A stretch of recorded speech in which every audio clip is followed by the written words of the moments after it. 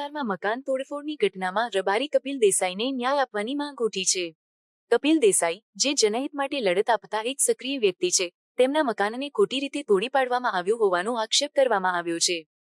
લડતો તો ને તમારા જેવા તમારા બધા માટે જ લડતો તો. આવી બીજી 10 જગ્યાએ લડે છે. હા, બધા માટે જ લડતો. તો આનું ઘર તોડ્યું તો આપણે એવું કરીએ કે આખા ગુજરાતનો માલધારી સમાજ એ ફાળો કરીને આનું ઘર બનાવે. પહેલા 51,000 હું લખાવું છું આજે તો સરકારને મેસેજ આપીએ, બરાબર. પણ આ એકદમ સ્પષ્ટ કિન્નાખોરી છે કે તું આ મુદ્દે ભવિષ્યમાં બોલતો નહીં તો તને નવરો કરી નાખીશું. મને આસામની જેલમાં નાખેલો. એક ટ્વીટ કર્યું નરેન્દ્ર મોદીની સામે, 2,500 કિલોમીટર દૂર આસામની જેલમાં નાખ્યો. શેના માટે? મેસેજ આપવા કે ફરી તમે આ બધા આંદોલનો કરશો તો તમને નવરા કરી દઈશું. આ દાદાગીરી તો તોડવી જ પડે, ચાલે જ નહીં.